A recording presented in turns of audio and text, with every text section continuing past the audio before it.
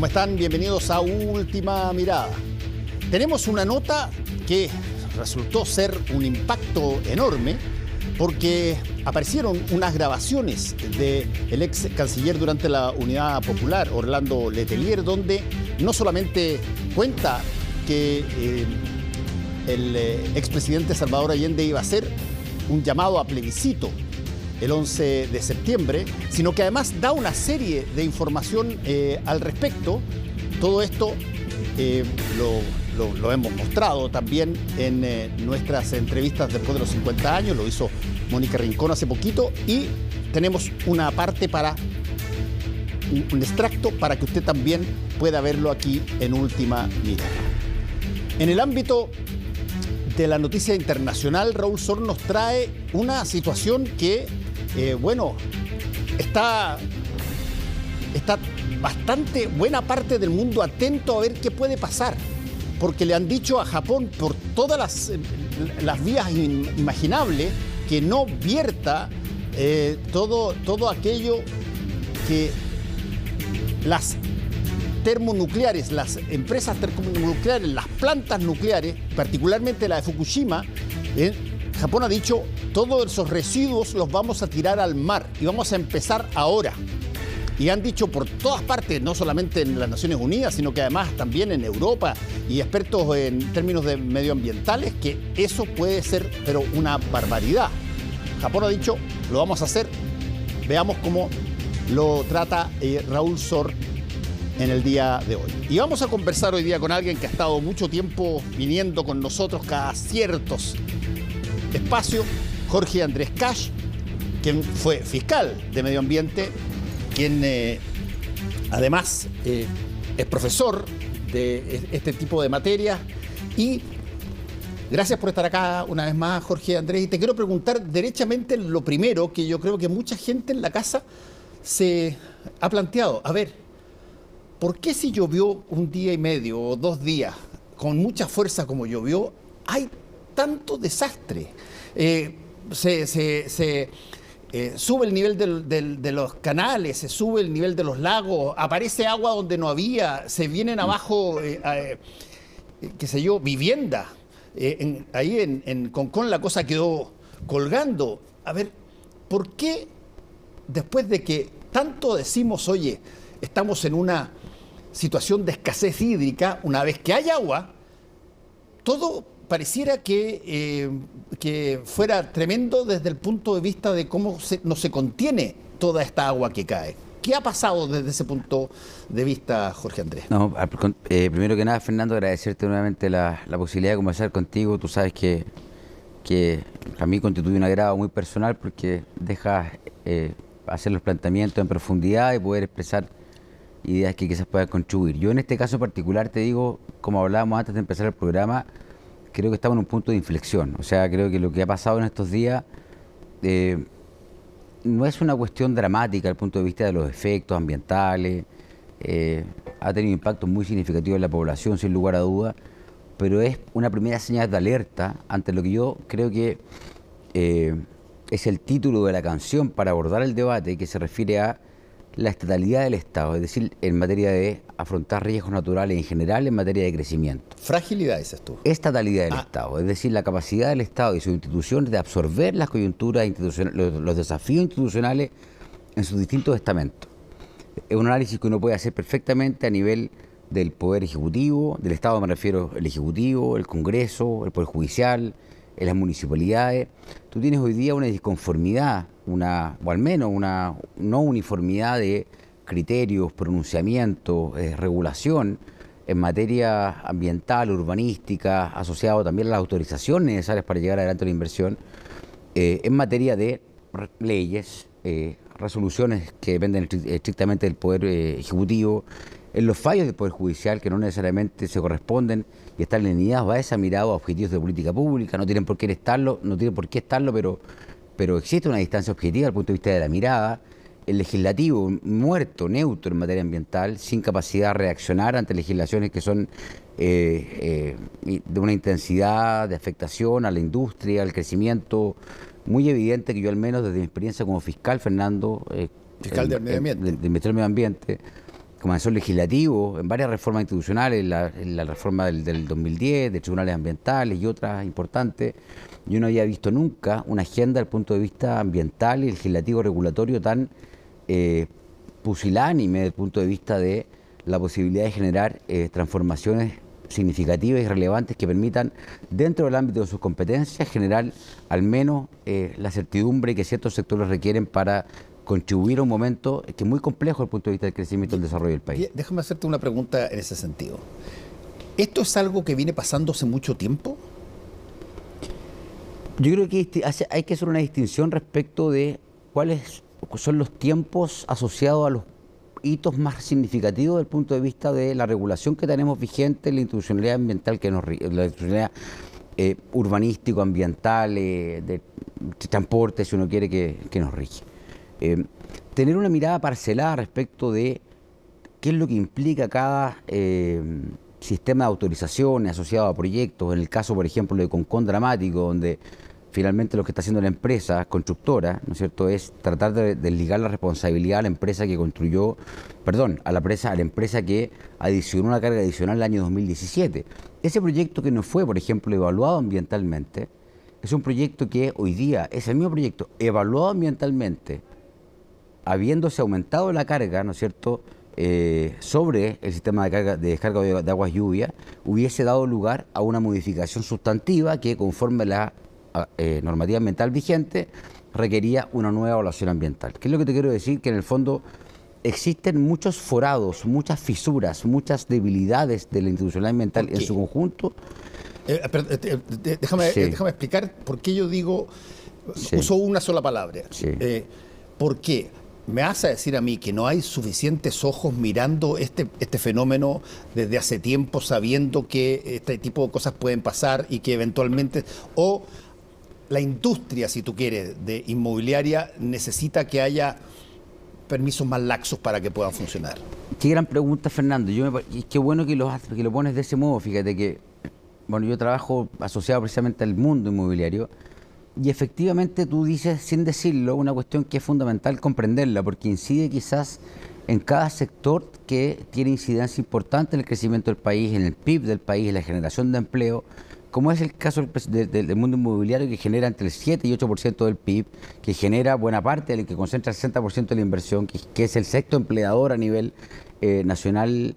Y efectivamente los tiempos del mundo inmobiliario son muy distintos respecto, por ejemplo, a los del mundo minero, donde básicamente los tiempos de la construcción, de generar empleo, crecimiento, de entregar, están sujetos a tiempos asociados también a otro tipo de barreras institucionales o restricciones institucionales que tienen que ver, por ejemplo, con el sistema de autorización a nivel urbanístico, autorizaciones vinculadas a transporte, y por lo tanto la regulación tan estricta que hay sobre el mundo inmobiliario y en particular sobre la construcción también, incide necesariamente en los tiempos asociados a el crecimiento del empleo, al desarrollo de la industria y a la posibilidad de incidir en términos positivos en la planificación urbana de Chile. Entonces, yo creo, desde mi punto de vista, que en este caso, por ejemplo, efectivamente también hay un tema cultural asociado al mundo inmobiliario.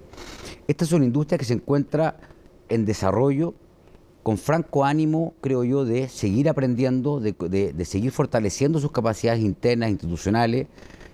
No hay que perder de vista que tenemos recién también, hace el 17 de agosto entró en vigencia la ley de delitos económicos, que entre otras materias castiga con cárcel ciertas conductas que estaban reservadas a la ley administrativa y que tienen que ver, entre otras cosas, a la decisión de eludir la evaluación ambiental de proyectos. ¿Por qué?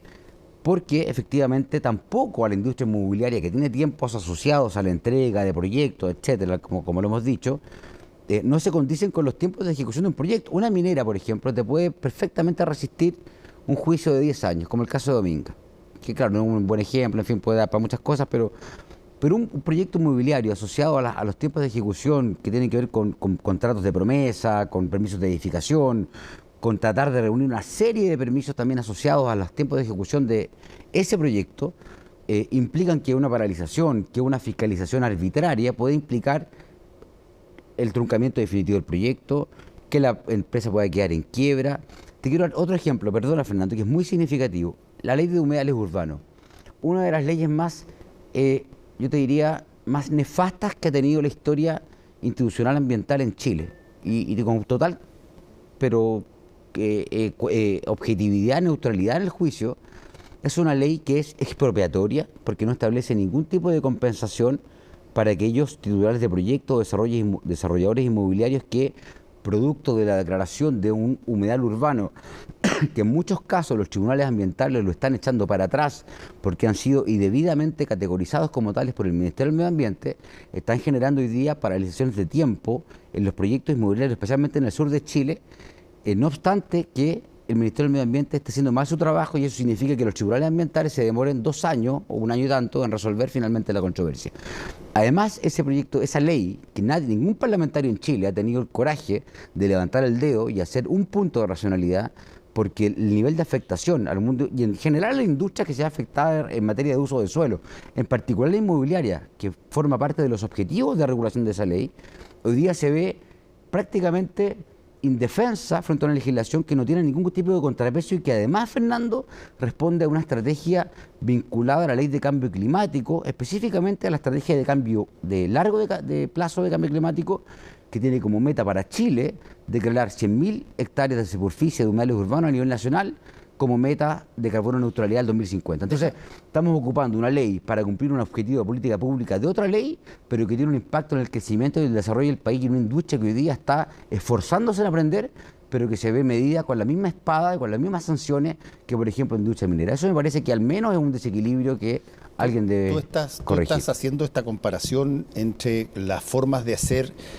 el negocio, digamos, entre la minería y la inmobiliaria. Yo, si te entiendo bien, lo que tú dices es que la minera, por definición, llega sabiendo que la mina, digamos, llamémoslo así, que se va a crear, necesita tiempo y por lo tanto tiene espalda económica para que todo ese tiempo exista la inversión necesaria para hasta llegar. Sin embargo, si te entiendo bien, el negocio inmobiliario es tal que tú necesitas que la inversión se reponga relativamente rápido y por lo tanto tú no puedes demorarte mucho, ni puedes estar esperando un permiso mucho tiempo, porque las inmobiliarias en general no son solamente estas que hacen 25.000 edificios de una, sino que son particularmente, hacen pocos edificios, pero meten la plata, invierten, pero necesitan el retorno rápido. Y eso implica, ¿no implica acaso el que eventualmente se salten los permisos o se salten las medidas? Lo que pasa es que, por ejemplo, el permiso de edificación, cuando se otorga para construir un proyecto, dura 3 años. Si la evaluación ambiental, por ejemplo, u otro tipo de negociaciones u obtenciones de otros permisos condicionan la evaluación ambiental para que puedas construir obras, en el caso de aquellos proyectos que deben someterse al sistema de evaluación de impacto ambiental, significa que eventualmente ese permiso de edificación te va a condicionar los tiempos de tramitación ambiental, la eficacia de la tramitación ambiental, la capacidad de que la gente pueda observar de manera activa y tú incorporar sus observaciones de manera constructiva al proceso. Entonces, yo te diría, hay un sesgo muy nítido desde el punto de vista normativo, regulatorio, respecto de la industria inmobiliaria que no ha sido regulada. La industria inmobiliaria ha comenzado a ser regulada recién hace más o menos 10 años. El año 1997, Fernando, cuando entra en vigencia el CIA, las primeras declaraciones de impacto ambiental eran de 2 hojas, 3 hojas, y la RCA, que es la autorización de funcionamiento, era de 1 hoja. Hoy día esas declaraciones de impacto ambiental, por consideraciones asociadas, entre otras cosas, al cambio climático, cada vez se van asemejando más al otro instrumento de evaluación ambiental, que es el estudio de impacto ambiental. ¿Qué significa descartar otra serie de impactos que también irrogan otros costos a los inversionistas? Entonces, lo lógico es que hoy día, entre el marco de las reformas que el gobierno ha anunciado, es que se pueda uniformar en un único instrumento de evaluación ambiental todos los riesgos, incorporando como uno central, por el caso Concón, entre otras cosas, la variable cambio climático como criterio sine qua non a incorporar la evaluación ambiental. A ver, pero déjame, ya que mencionaste el caso de Concón, a ver, es bonito tener un departamento con vista al mar, arriba de una roca, fantástico, estupendo, qué cosa más linda. Pero la pregunta es, las personas que compran ahí, ¿Tienen conciencia del riesgo que eventualmente pueden correr si es que hay un aluvión de este tipo y que eventualmente pueda generar un socavón ahí mismo y eventualmente se venga todo abajo? Sí. ¿Cuáles son los márgenes de información sobre seguridad que entregan? Otra gran pregunta, Fernando. Mira, ahí tenemos una normativa que está en desarrollo, que es la norma 461 de la Comisión del Mercado Financiero, complementada con los principios de Ecuador, con Basilea III, que básicamente va exigiendo mayores estándares hoy día a la banca y al sistema financiero para otorgar financiamiento a proyectos que representen ciertos riesgos ambientales, ¿sí? Todavía esa es una normativa voluntaria, salvo para ciertas sociedades anónimas que consideran una cantidad de activos totales en UF anuales, pero hay otro mundo muy significativo de empresas que pueden voluntariamente adherirse a ese sistema, que tiene que ver con informaciones asociadas a la divulgación respecto de aquellas medidas que tengan que ver con el cumplimiento de los Objetivos de Desarrollo Sostenible del año 2030, específicamente lo que nos interesa en materia ambiental. Entonces, finalmente tiene dos efectos. Uno, la banca se autorregula en el sentido de a quién le otorga financiamiento, es decir, proyectos que cumplan con los criterios que se llaman criterios ESG, que dan cuenta de la incorporación del factor ambiental, social y de gobernanza en un punto de vista normativo.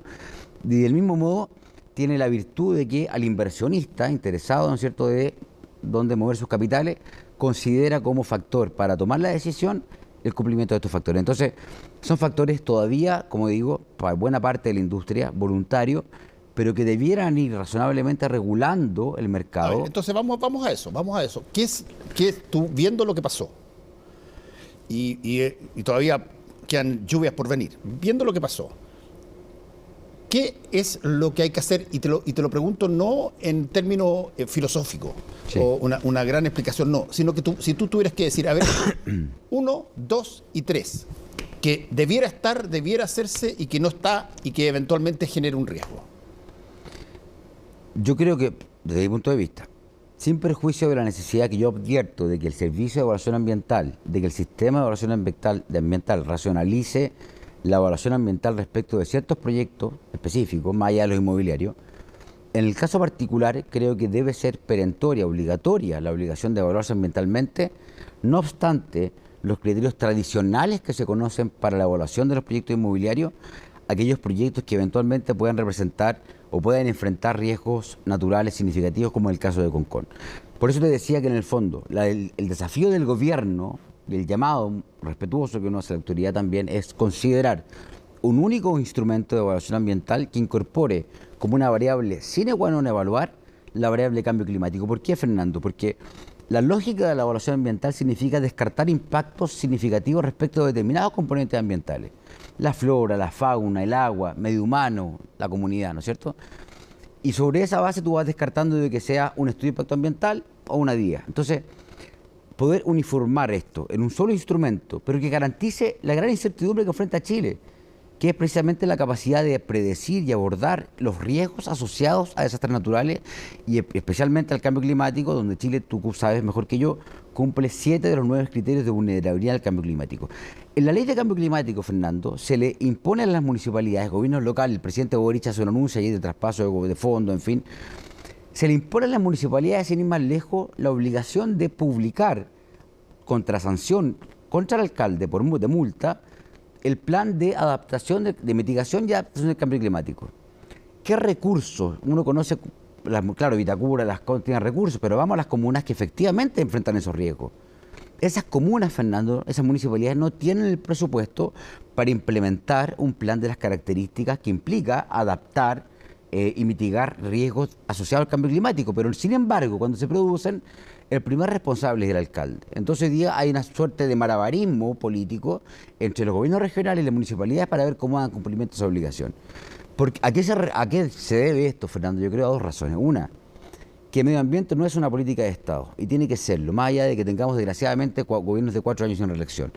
Y dos, una reforma que también en lo que viene implique que medio ambiente pueda tener competencias ejecutivas y como lo hemos conversado en otros programas, deje de ser un órgano decorativo, una suerte de conciliador de los intereses de los sectores productivos. Tiene que tener competencias directivas concretas y ejecutivas y manejarse con autonomía, sobre todo en estas materias. Déjame hacerte otra pregunta. ¿Qué tanto de lo que nosotros hemos visto hoy y que se refleja quizás con más fuerza en esos edificios de Concón de los que tú has hecho mención varias veces, qué tanto de esa realidad las personas que son expertas en la materia de medio ambiente y en el tema inmobiliario como tú, en fin, qué tanto de esa realidad está inmersa hoy día en Chile? Y yo reconozco que me encanta la vista al mar, pero también te reconozco que por ser medio miedoso al respecto y porque los temblores,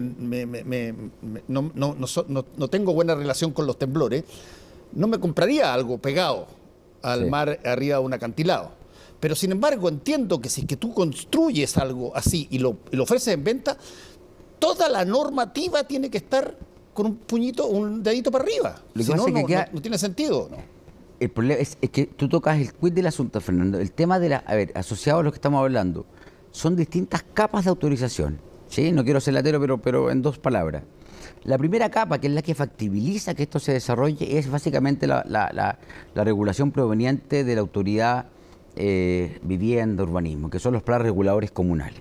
Ya. Esos son los planes, esa es la normativa que factibiliza la posibilidad de desarrollar un proyecto de inversión. ¿En qué área? Área verde, equipamiento, residencial, etcétera. El problema que tenemos con los planes reguladores es, primero, las consideraciones ambientales respecto de eso. Algunos tienen que pasar por una evaluación ambiental que se llama estratégica, pero el problema más importante que presentan esos planes para la ejecución de estos proyectos no es lo que se puede hacer dentro de esos planes, sino lo que se está haciendo fuera de la planificación urbana. Y ahí entramos a un problema mucho mayor que todavía está intentando ser abordado con dudosa eficacia, pero con voluntad, yo veo, política, especialmente el ministro Valenzuela, que tiene que ver con la planificación urbana al margen de los límites urbanos y que tiene que ver con el famoso artículo 55 de la Ley General de Urbanismo y Construcción, una circular que sacó el ministro, el decreto de ley 3516, que básicamente a través de ciertos subterfugios ha significado que muchos particulares desarrollen, ¿no es cierto?, proyectos inmobiliarios al margen de la planificación urbana. ¿Qué significa eso? Que a través de ciertas ventanitas se desarrollan núcleos urbanos que, como no están considerados para ser urbanizados, para desarrollarse como ciudad, tienen que conectarse en los servicios básicos, en la carga ocupacional, en la necesidad de tener servicios en materia de educación, salud, con la planificación urbana formal. Eso ha llevado no solamente a que se colapse el sistema con lo que ocurrió en Concón, sino que además se produzca una segregación aún mayor desde el punto de vista social, que es una variable que no hemos conversado, pero que explica en buena parte por qué tenemos sectores de la periferia de Chile en la marginalidad, viviendo, ¿no es cierto?, casi afuera en un país distinto al que vive buena parte de la región metropolitana. Fíjate que alguien podría estar mirando el programa y diciendo, oye, por Dios, que exageran. Dije, siempre se ha visto, yo recuerdo a alguien de la edad nuestra, o más bien mía, más bien mía que la tuya, podría estar mirando y decir, oye, pero yo me acuerdo que se cayeron, creció una vez el Mapocho aquí y allá y se caían las casas, se caían los autos y de repente muestran ese tipo de cosas. Siempre se caen las cosas. Sí. Ya, la pregunta es, a ver, ¿por qué no debieran caerse las cosas? ¿Y qué es lo que hay que hacer para que efectivamente las personas tengan la seguridad de que están adquiriendo un bien que les da garantías y que esa garantía incluye, por ejemplo, desastres naturales razonables?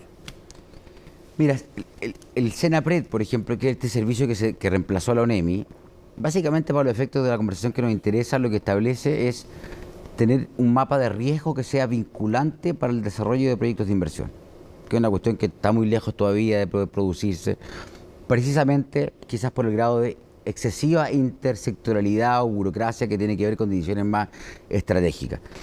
Creo yo, sin tener la solución, ni la respuesta, ni la receta, Fernando, que tiene que ver con una reformulación de la institucionalidad pública encargada de este tipo de materia.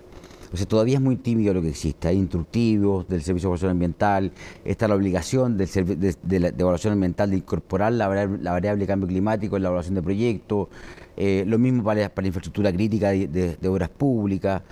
Pero, por ejemplo, hay empresas que también ofrecen servicios vinculados también al daño que sufre la estructura pública crítica en Chile y que tampoco el Estado los toma en consideración. Entonces hay una suerte de esta discusión que se dio quizás en la constituyente, Fernando, pero sin salir del tema, referida al principio de subsidiariedad, al principio, en el fondo, en el fondo no se puede, más allá de los temas de la fundación, no va a entrar a eso, pero no se puede satanizar, menos hoy día, y Boric, el presidente lo intenta hacer, los privados tienen un rol muy importante que jugar en este momento. Desde el punto de vista de la contribución que pueden hacer de la tecnología, al seguimiento de los desastres, el Estado no tiene hoy día la capacidad institucional. La ley de cambio climático, Fernando, que hemos conversado, no tiene presupuesto para ser implementada. A nivel regional, a nivel comunal, no existe. Por eso te hablaba de la estatalidad del Estado, que es la capacidad de dar respuesta institucional a la generación de fenómenos imprevistos, en este caso como tienen que ver los riesgos a desastres naturales.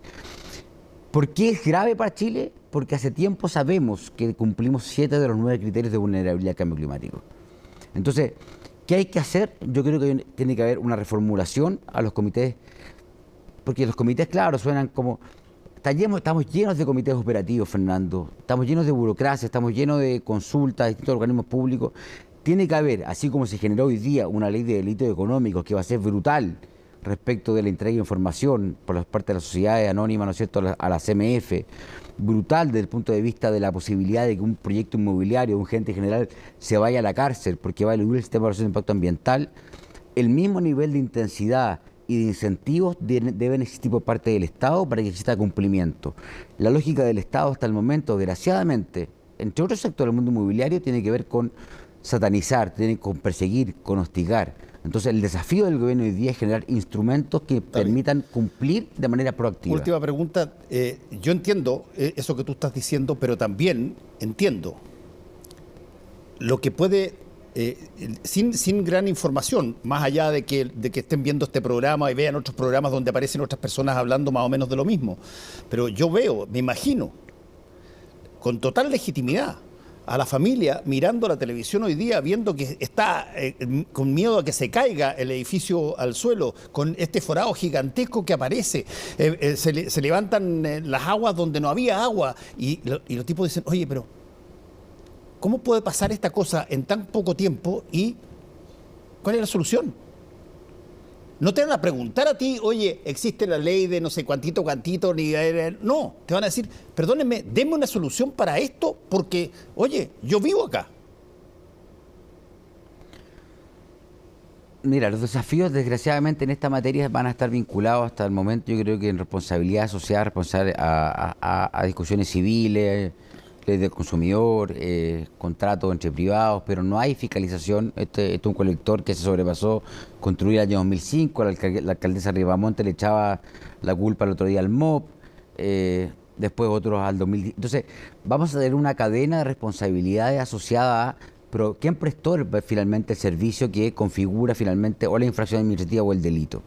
Entonces, por eso es muy importante, yo hago también un llamado, Fernando, a que se tome muy en serio esta ley de delitos económicos, ambientales, porque considera responsabilidades muy estrictas, muy severas para quienes no toman en consideración no solamente temas reputacionales, sino además vinculados estrictamente al control de la actividad y las conductas que eventualmente pueden ser constitutivas de delitos ambientales, de falsedad de la información.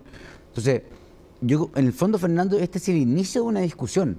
Lo que pasó en estos días creo que da cuenta de la incapacidad nuevamente del Estado de Chile de poder abordar ya con evidencia suficiente de que fenómenos de estas características ya están instalados. Las Naciones Unidas hace muy poquito habló ya de ebullición global, ya no de escalentamiento global, ya estamos en otra fase de la discusión mundial. Y Chile, que es un país expuesto especialmente a estos riesgos, no puede darse el lujo de tener cambios de opiniones cada 4 años. Esto debe ser materia de una política de Estado que no se modifique y que sea letra pétrea en un organismo serio, etcétera, que no esté tampoco, perdona Fernando, sujeto a la elección de turno o a las promesas de un candidato en el marco de una campaña, como lo hizo el presidente Boric, que dañó profundamente la seguridad ambiental de Chile al sacrificar públicamente el proyecto Dominga, que me podrá gustar o no me podrá gustar, pero es un proyecto que ambientalmente cumple. Bueno, yo creo que lo que vimos hoy día es una cosa de esas que impiden que alguien pueda decir 3 o 4 meses o 5 meses, si es que volviera a repetirse una cosa como esta más adelante, pudiera decir, mira, no lo vimos venir. Porque por último, esta situación lo que te hace es que te abre los ojos. Vamos a ver si es que de los ojos se pasa a la acción. Fernando, perdona, un parlamentario, desde que salió Guido Girardi del Senado, no ha habido ningún parlamentario en Chile que tenga los cojones de tomar la bandera ambiental con seriedad, pensando en darle realmente un equilibrio a la ecuación que Chile tiene pendiente: desarrollo económico, protección ambiental, equidad social. Un parlamentario que tome la posta responsablemente puede ser presidente de Chile, pero eso requiere cojones, y yo no veo ninguno, fíjate. Oye, y perdóname, el objetivo no tiene por qué ser no, presidente de Chile. Pensando en la El objetivo debería ser solamente cumplir con su labor de parlamentario, que es justamente generar leyes para el beneficio de la población. Tal cual. Vamos a ver. Bueno, muchas gracias, Jorge Andrés, por haber estado con nosotros. Muchas gracias. Que te vaya muy bien.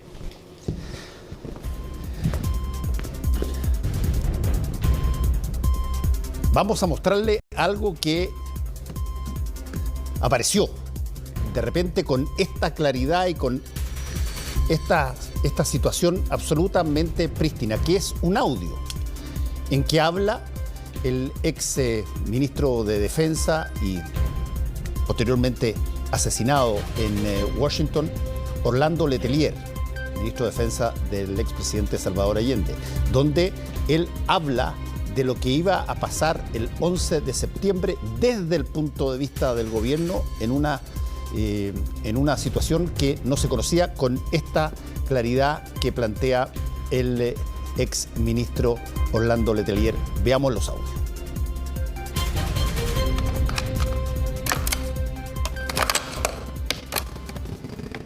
La impresión era de que eventualmente las cosas estaban dadas para esa semana, pero que en alguna medida, si no se daban esa semana y nos daban un poco de tiempo, y si venía incluso el anuncio del presidente sobre el plebiscito, íbamos a tener alguna capacidad de maniobra para llevar a cabo el retiro de una serie de oficiales que ya los teníamos más o menos identificados, que íbamos a tener la posibilidad de acelerar los sumarios, etc.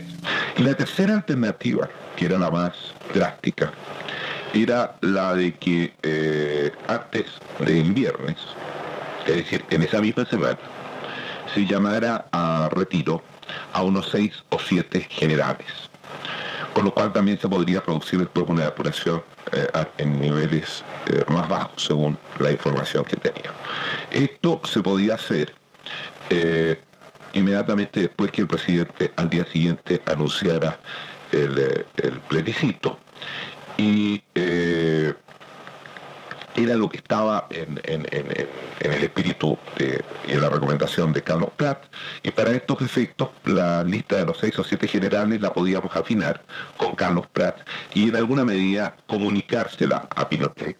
Y esta fue la última alternativa, la que el presidente me dijo, sí, eso me parece lo mejor, es decir, yo hablo eventualmente esta noche o mañana, y ya a esta altura del almuerzo habíamos quedado en que el presidente ya no iba a hablar esa tarde, segundo, pero sino al día siguiente. Y inmediatamente después llamamos a retiro a esta gente. Era la sugerencia de Carlos Prat, por otra parte. Y era lo que a mí me parecía que había que hacer, porque estaba convencido de que la cosa iba mucho más allá de Bonilla y Arellano. El presidente me contestó, sí, Orlando, eso me parece lo mejor. Y me dijo además, vamos a volver a conversar de este asunto. Como quien dice, mire, después que salgamos de esto, del planteamiento que le voy a hacer al país, vamos a poner en práctica lo que usted me está diciendo. Hacemos una pequeña pausa y volvemos con el análisis internacional de Raúl Sor.